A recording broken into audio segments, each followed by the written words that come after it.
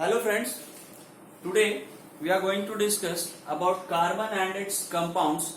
This is the chapter from 10th standard NCERT book. It's very useful chapter. The concepts involved in this chapter are the majority portion of your organic chemistry. As far as your NEET and JEE exam is concerned, it's like building block of the organic chemistry. So friends, what is carbon?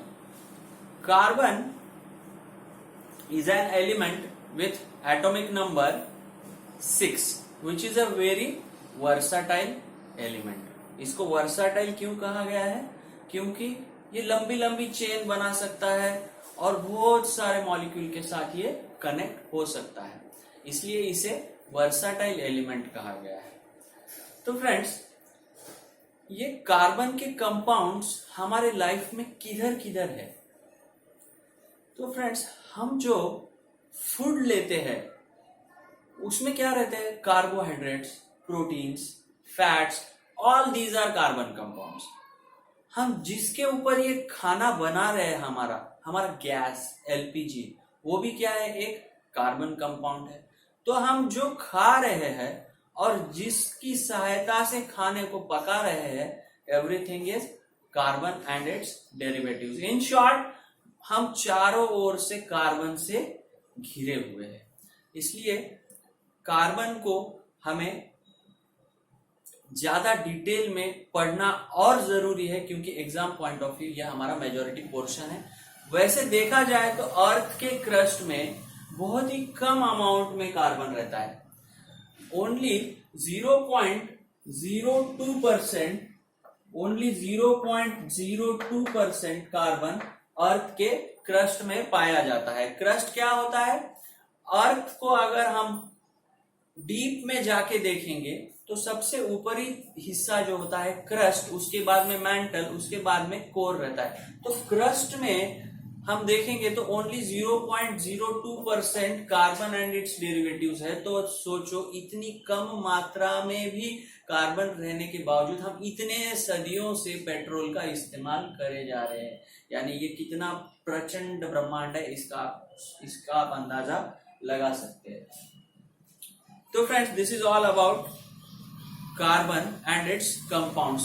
हम चारों ओर से carbon compound से घिरे हुए हैं. तो इन carbon compounds की study जो ब्रांच साइंस की और केमिस्ट्री की करती है, उसे ऑर्गेनिक केमिस्ट्री कहते हैं.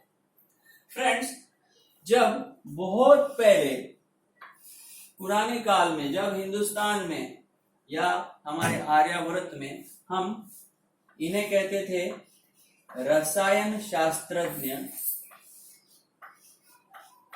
या इस शास्त्र को, इन ऑर्गेनिक कंपाउंड्स को या फिर अलग अलग केमिकल्स को जो साइंस पढ़ता था उसे हम रसायन शास्त्र कहते थे. और लैटिन में पहले वाले लोग एल्केमिस्ट कहते थे, जो ये केमिस्ट्री की पढ़ाई करते थे. उनकी भाषा में बताया जाए तो ऑर्गेनिक केमिस्ट्री जो है वो बस ऑर्गेनिक ओरिजिन वाले कंपाउंड्स तक ही सीमित रखी गई थी. Those compounds which have organic origin only were considered as organic compounds. But over the time पता चला, जब फ्रेडरिच वोलर ने फर्स्ट ऑर्गेनिक कंपाउंड इन्वेंट किया इनऑर्गेनिक कंपाउंड से, and that was urea, NH2CO This was the first organic compound synthesized. After this, definition of organic chemistry was totally changed, and it is branch of chemistry which deals with study of hydrocarbons and its derivatives. Friends, what are hydrocarbons? Compounds containing only carbon and hydrogen are hydrocarbons. Friends, one more interesting thing which we left is the name carbon. Friends, carbon का atomic number 6 है, और ये atomic number 6 जब invent हुआ तब scientists observed that this element with atomic number 6 is observed majorly in coal, and in Latin carbo means coal. That's why this element with atomic number 6 is termed as carbon. And in this chapter now we will see how this carbon behaves, what type of bonding it shows, and nomenclature of its derivatives, in carbon compounds के chemical reactions, इन carbon compounds के different forms, यानी diamond है, graphite है, दोनों का element जो है वो कार्बन ही है, लेकिन दोनों में कितना अंतर है। जो ग्राफाइट है हमारी लीड पेंसिल में रहता है, और जो डायमंड है वो कितना प्रीशियस है, लेकिन दोनों का मेन एलिमेंट क्या है, कार्बन है। तो ये सारे कंपाउंड्स के बारे में हमें इस चैप्टर में पढ़ना है। और सबसे इंपॉर्टेंट लास्ट में what is soaps and detergents. हमारे डे टू डे लाइफ में इस तरह से बहुत सारे मात्रा में हम कार्बन और एंड इट्स डेरिवेटिव्स से घिरे हुए, इन सब के फिजिकल और केमिकल प्रॉपर्टीज के बारे में इस चैप्टर में हम पढ़ने वाले हैं। And friends, this was the introductory video.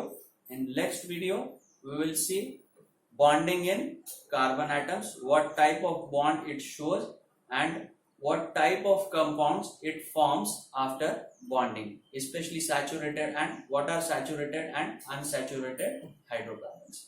Thank you friends. If you want to take snapshot of this definition and all, you can take.